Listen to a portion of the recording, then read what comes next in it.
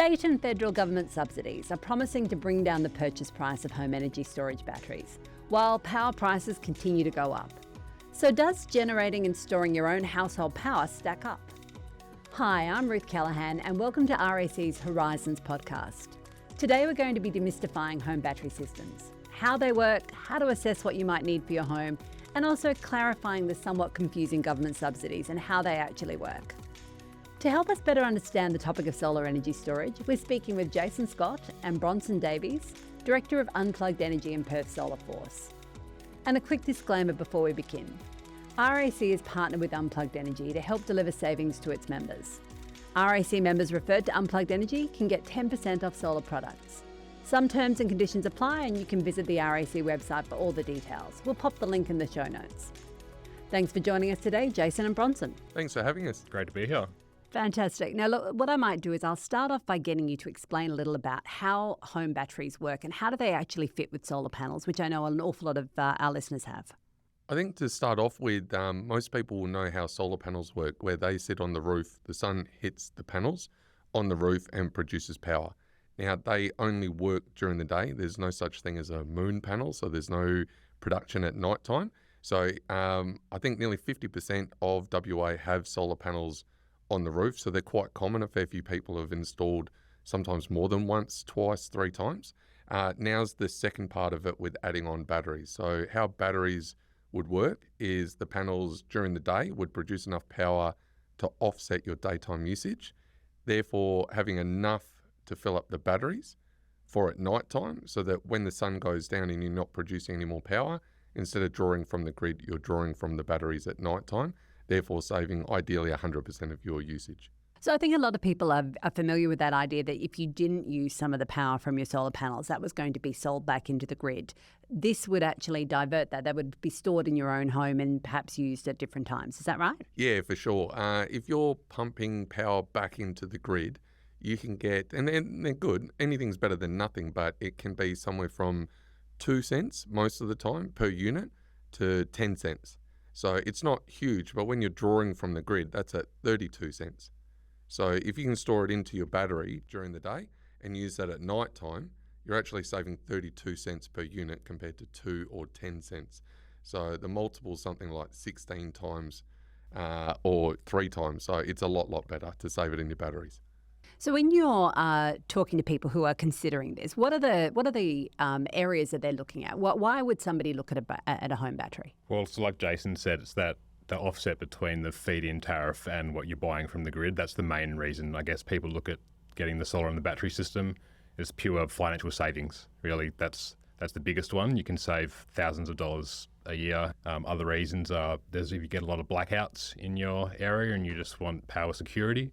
There's a lot of changes that are always happening in the energy grid as well. So it's just energy independence is a really big one that we're hearing a lot of people are really concerned about as well.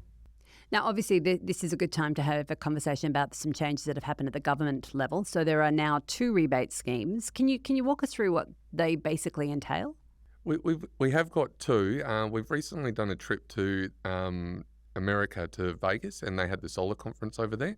So we were talking with some of the biggest installers from there, and they just could not believe how spoiled we are. Like, not only have we got it's solar incentive for the solar panels, so we get money off for that.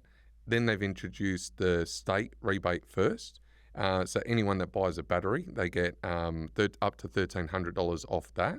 Then on top of that, because 2's not enough, we've got the third one in the federal rebate, and people have been getting anywhere, don't quote me on this, but it's close to $5,000 to $19,000 off their batteries. So if someone bought a decent amount of panels, got the state rebate and the maximum federal rebate, it could be as high as 23, 24 grand. So the incentive now, there's with half the population having solar panels already, they're waiting for the magical words.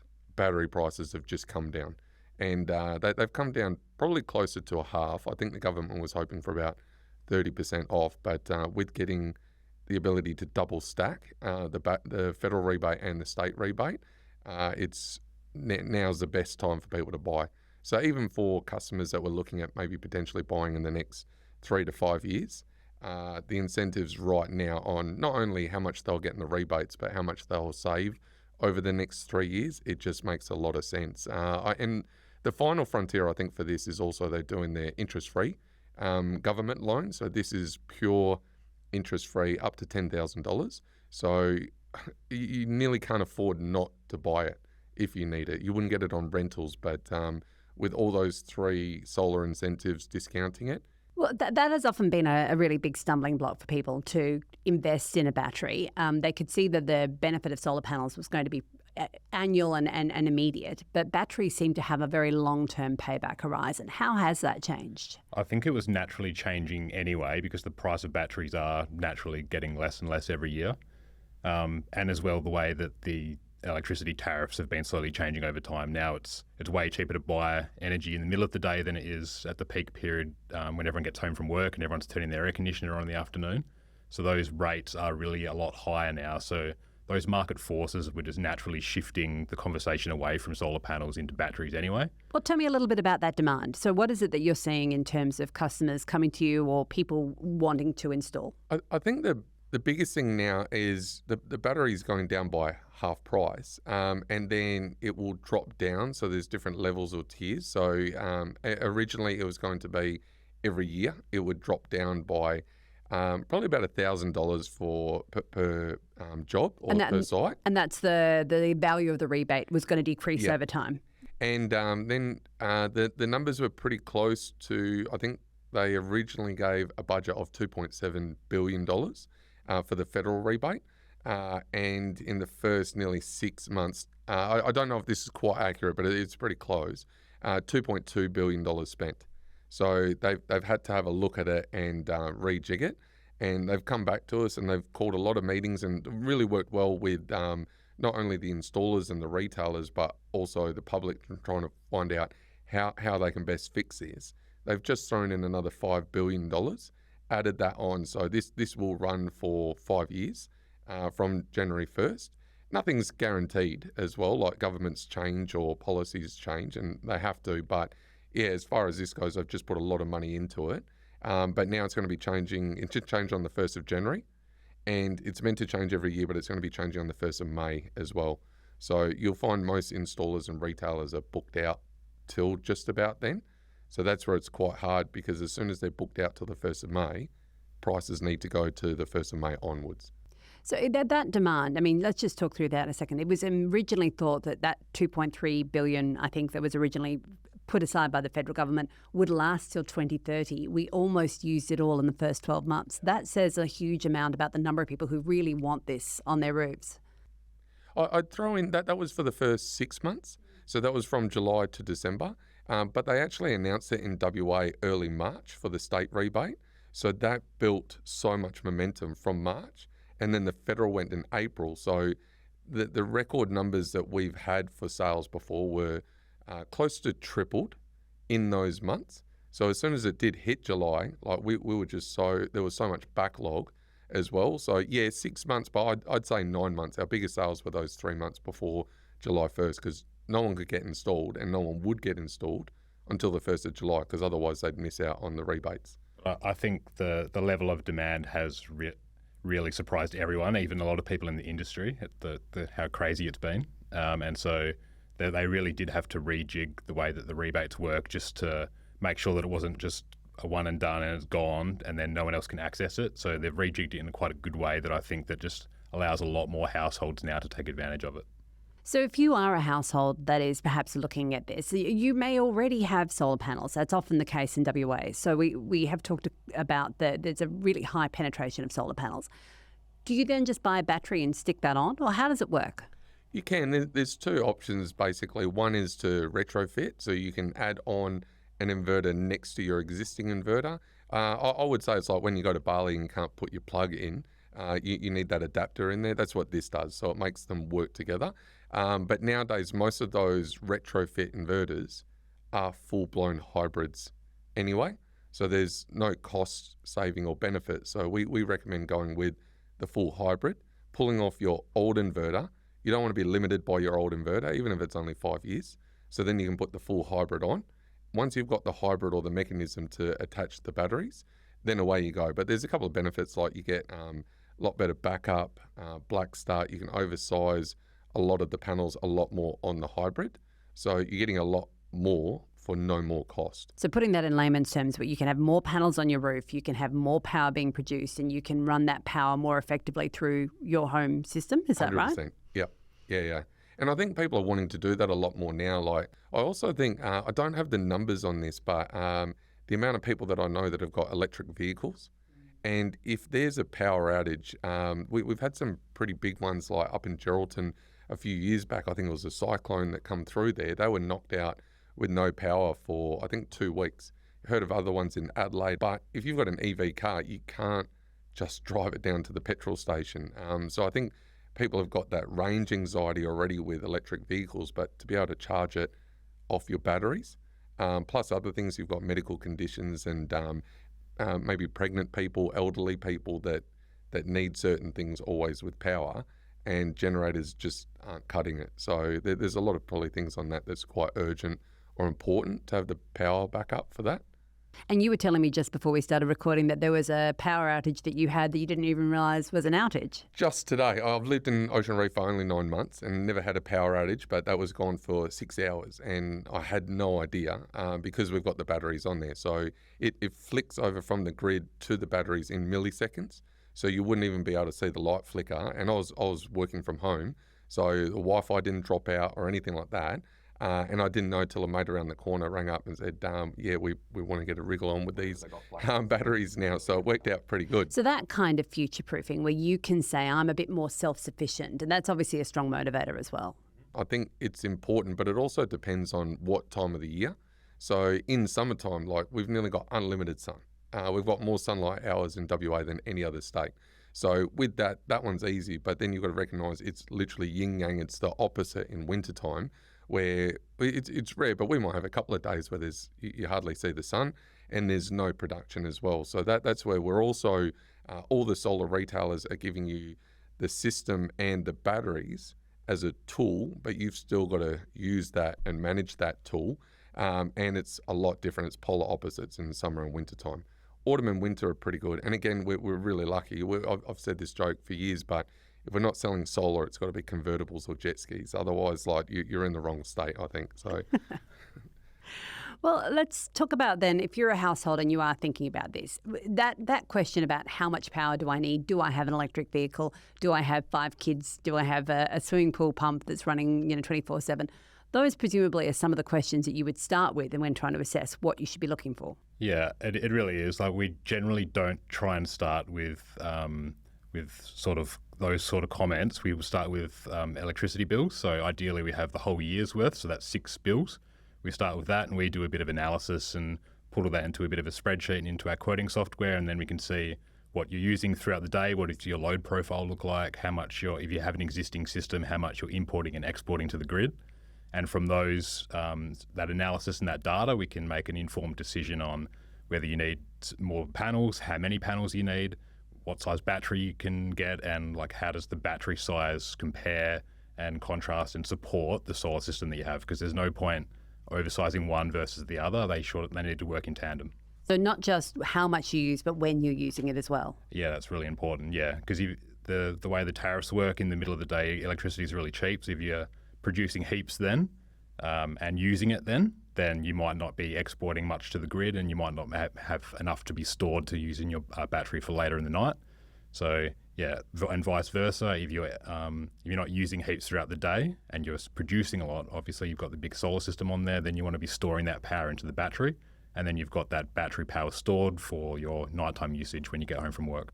Synergy also have a really, really difficult task with what they've got to do. And I think that they do a really, really good job with it. So the amount of information that's on the power bill that you can actually read and see, let alone on the online portal, which everyone gets, they'll show you all of this, and you can get all your recommendations from that. So it's been surprising, not in WA, but in other states.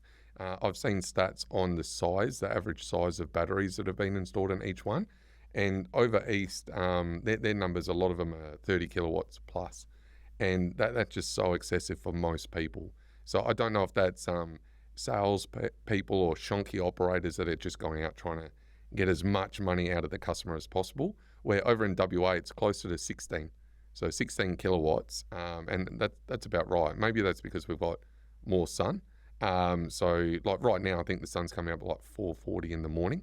So that's going to start producing power shortly after that, and then all the way up till maybe 6, 7, 8 o'clock, depending on the time of year.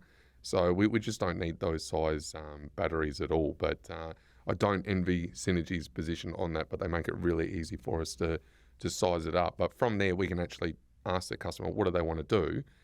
Do they want to go a little bit bigger? Are they anticipating having kids? Do they have a lot of people that have come over or relatives from overseas? And any future planning, like it's crazy to think people are getting underfloor heating here. It's so hot, but a lot of people do. Air cons are a big one. They might want to use that more if they had that opportunity. But electric vehicles is a big one for me. That's really changing. Like I'd assume by the hundreds per day of the electric vehicles coming in, and people are needing more power. Everything's getting electrified. So when you look at that kind of conversation that a household is having, they really need to be thinking not only about what am I using, when am I using it, what do I want from it, what are my long-term goals. So it is really a bit of a big decision to be making. It's not as simple as just signing on the dotted line. You are really having to think through a number of aspects. Yeah, we are. And I guess another thing, and this sounds negative, but it's not, we're really spoiled with the rebates, but you can only claim them once. So you kind of need to think about, where do I want to be? Probably in 5 years. It's hard to predict where you are in 10 years, but once you've worked out where your sweet spot is, then you might just want to adjust it maybe to the next size up or whatever and go, right, cool, I'm future-proofed. Also, we don't want to size it up just for summer. We probably want to work out what's the really good part in summer, the really bad part in winter, find that sweet spot. But I think then people are just wanting to go a hop, step and a jump more, then they can cover more in winter time, and then they're future-proofed as well. It does depend on what your goals are as well, because a lot of people are going to be focused on that value for money proposition, and then so you want to have it pretty well matched. But some people just want most self-sufficiency possible, and so they're willing to overpay a bit more and get a way bigger system just for, if the grid goes down, then they know maybe it's really important for them to be able to work at home uninterrupted or whatever it is, then go for the bigger system. Well, you're buying solar to save money, not to spend money. So that's where, if they buy a system that's twice as big and they're only using half, it's going to take twice as long, if not longer, to pay off. So I'm a bit of a stinge when it comes to buying solar. We'd prefer you to buy the system that's right, because if it's too small, the customer's not going to be happy. If it's too big, the customer's not going to be happy. So we've really got to try and find that sweet spot and take the customer on the journey.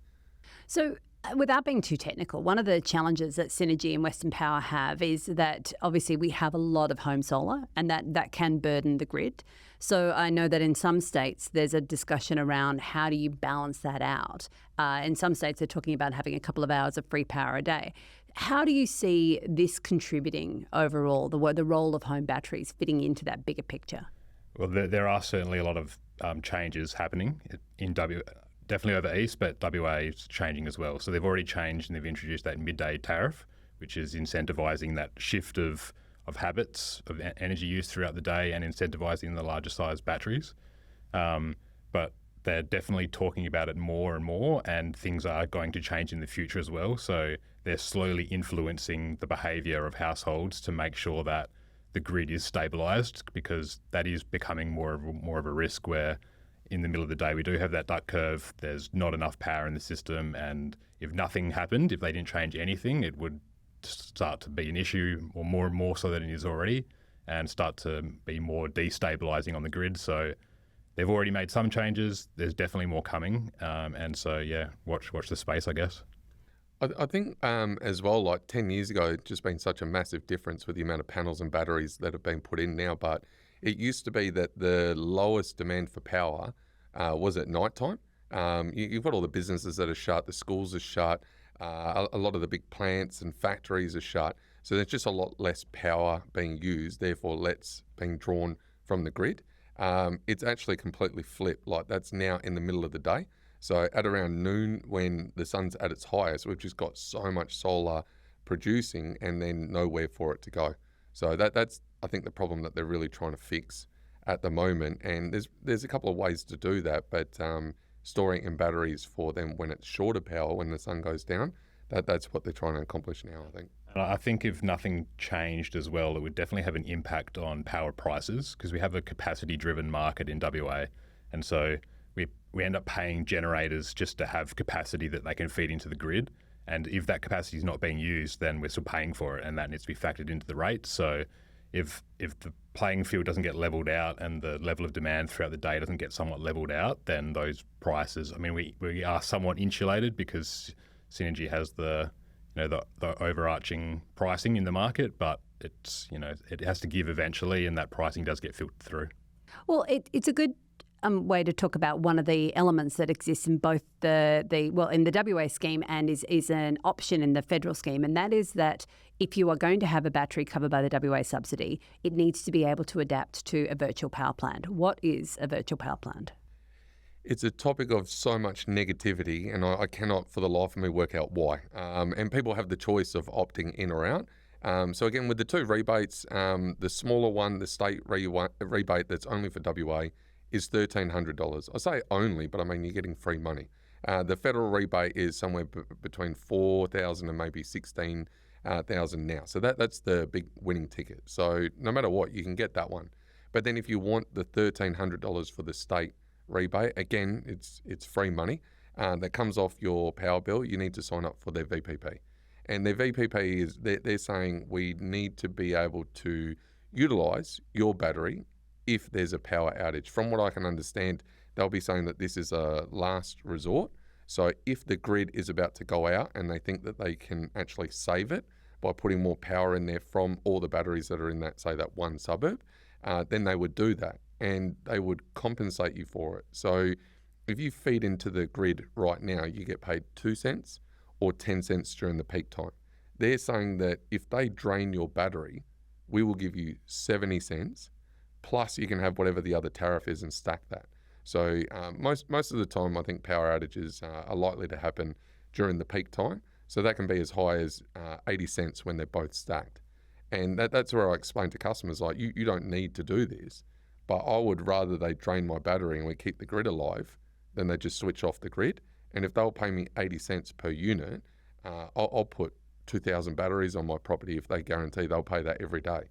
And we haven't lost one customer from doing that. We don't get paid anything for them doing that. And I really want it to be up to the customer if they've got conspiracy theories or anything like that they want to watch out for, that they've got the choice. But it's the smaller rebate that they're saying no to. And the other thing on that is it's a 2-year sign-up period for the state VPP. So you're locked in for that period.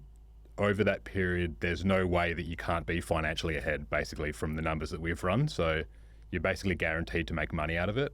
After that 2-year period, then you're free to decide what to do. So they may not tap your battery, but if they have to tap your battery, you're actually getting paid twice what it would cost you if you were drawing from the grid under a normal tariff. Closer to 3 times. Like, I've got 50 kilowatts at my house. I'm waiting for them to drain it. Like that's you get a supply charge as well from Synergy, so that's to have the power connected to the mains, and that works out to be about $70 every 2 months.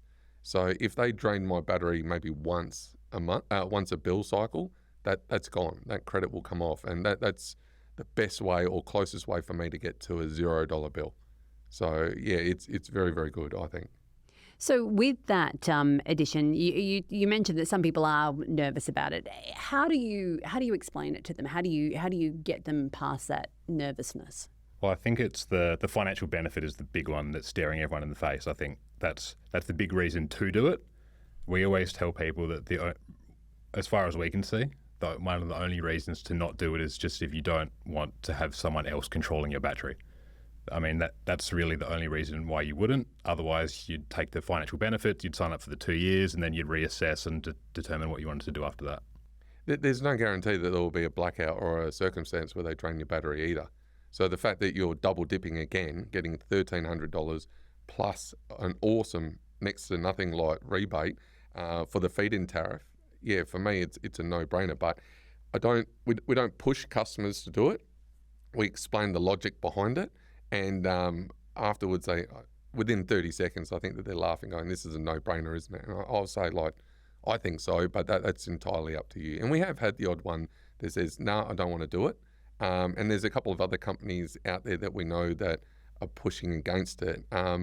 We actually don't benefit from it financially at all, and it's quite a lot of workload for our team to put it all through. There's a fair bit of paperwork and stuff that needs to be filled out, and it needs to be absolutely mint, like that. We need their full name on their driver's license and a couple of other things. So when we look then at the approach for people, we've talked about the fact that there's a very large proportion of people who do have solar panels. A lot of people are obviously desperate for batteries. I think nationwide it's something like 155,000 or 160,000, I think, even by the end of the year, last year.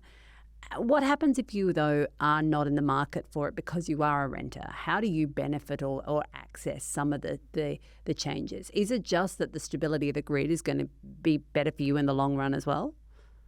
There's definitely that benefit. You could always ring up your landlord and have the conversation with them, I suppose, as well. And I know a lot of landlords package in electricity and other rates into the rental pricing, so that conversation can be had, and maybe the tenant might be willing to contribute towards the cost of the system as well. But for sure, there's the grid stability, and it just, every extra battery that goes onto the grid, I think, is just helping to stabilise it. I definitely wouldn't recommend renters buying it. And there's a lot of things that go into it and the components behind the scenes that it's not a simple thing to just pull off and then move to your next house. With that, I think they can benefit from a more stable grid and backup, but probably not much more than that, I don't think. Peer-to-peer power sharing. Now, that's obviously something which is a little bit more technical. Talk me through, what is that and how does that work? Well, we're not doing that in WA yet. I think there was a couple of trials a few years back. Actually don't know if they're doing it in the eastern states either, but it does sound like it is starting to move in that direction. Certainly the VPP with the demand events that Synergy is rolling out, and there's a consultation paper out at the moment for a few things that are going to be changing in the WA market. So I think they are moving in that direction. As of right now, we don't have any peer-to-peer trading, but the idea behind it is basically that instead of, if you completely filled up your battery, then you can export back to the grid, or it just basically works on market demand pricing, so that's maybe follows the wholesale rate, but it completely fluctuates throughout the day. So you can determine with your own solar and battery system what you want to do with your electricity. So whatever the pricing is back to the grid, you can determine whether you feed it back in or whether you keep that energy for yourself, or it's completely up to you at that point. I presume that if you're talking about a 15 kilowatt system on a house, you may not be playing in that space, but those people who've got very, very large systems now have an option to effectively be a peer power producer in their own right. A power producer, but trading it with houses, whether that's next door in the same suburb or completely different suburbs. I'm interested to see how that goes, but also because we're not interconnecting with any other state. I think Adelaide connects up to Melbourne, Sydney, Brisbane. So like, what's that, 90% plus of the population just about there. They're all connected. We're not even connected to certain parts of Western Australia, like up in the Kimberleys and where else? Maybe Kalgoorlie's connected, but I don't think Albany is. So they really need control of the grid to ensure that it's actually working to the best capacity. So I think that's quite a hard one. I think that they're actually trying to get it done. But yeah, I'm glad that's not my job to solve that kind of thing. So. I think they are moving closer in that direction, but there's no plans at the moment for WA to move to a peer-to-peer trading network. And I don't think that that's them moving slow. I actually think we're moving quite fast. And again, like when we're talking to people in the US about how spoilt we are, they've also got the tariffs on importing in from certain countries. So their pricing is just so expensive. But I feel like we're moving pretty fast. Like we're leading the world now with solar panels and batteries. And we're just getting it for a fraction of what everyone else is price-wise. So yeah, again, I think that we're pretty lucky and spoilt here. And you think right now, time to at least have this conversation? And again, not for our sake, for the customer's sake. Every 6 months or so, the rebates are coming down, but the prices, you never know whether the prices are going to go up because the volume's so high. I don't think so. I think that because of volume, a lot of the time that countries like China and that they will actually drop their prices because they're mass producing it now. So I don't know what that sweet spot is, but it does feel pretty competitive, and the technology gets better as well. So You never know. Like we personally hope that there's always rebates and changes and everything to make it more and more competitive for customers. But yeah, as soon as this rebate come in, we both got batteries because it was half price. But It was rebates aside as well, you make money. The solar system is making you money. Yeah. So every day that you don't have that is $1 that you're not saving. So if you delay the buying decision for another year, the rebates might be less, but you also haven't saved that energy, the electricity costs that you've paid to Synergy over that year as well. So there's multiple ways to look at it. What do you think the best part of having that battery for you is? I'll start with you, Jason. I'd probably look at that as in you've got to work with it. I mentioned this before, but it is a tool and you need to work within that. So my parents, my father-in-law, I nearly wonder if they're spending all day on the app, just watching who's using what and who turned the aircon on kind of thing. So you can get a lot out of it, but people that are trying to save, maybe people that are trying to retire as well, you would not buy it just for the sake of buying it. It's saving you money. So, but then you've got to work out the best way to do it. So for me, you can buy an aircon, and don't get me wrong, I can't live without the aircon, but if I sell an aircon, it costs money to install it, it costs money to run it, and then every couple of years it costs money to repair it. A solar system, it costs money to install it. Then it's not a matter of whether it'll pay itself off, it's how many times it will pay itself off, whether that's in the next decade or two. You can get 4, 5, 6 times that it's getting paid off. So it's just such a no-brainer, and it costs nothing to run. So it's running itself, it's paying itself off. I love the energy independence of it. I could literally, at the moment, have my main switch to the grid turned off and run completely off-grid at home. So I love that aspect of it, but I'm also a bit of a data nerd. So I am more, like Jason said, his in-laws might be doing this, but I'm also on the app looking at my loads. I've got my EV charger plugged in, whether how the solar system's completely covering that or whether the energy's going to the battery. But I love getting into the detail of it and seeing how much money I'm saving as well. There's just so many subscriptions and things that people are paying for now, and it really adds up. So when you've got something like that where you can install solar and take that line item off your home budget, customers are going, man, I've got no choice. I have to do this, and they wish that we could do it for their water bill, maybe their satellite TV bill, or anything else kind of thing. So it's really positive, and we're super sport in WA, I reckon. Fantastic. Look, thank you both very much. It's been a really interesting conversation. We appreciate you coming in by. Thanks for having us. No worries. That was awesome. Thanks for coming. Thank you for tuning in. If you like this episode, let us know in the comments or share it with a friend, and don't forget to hit subscribe. We'll catch you in the next episode of RAC's Horizons podcast.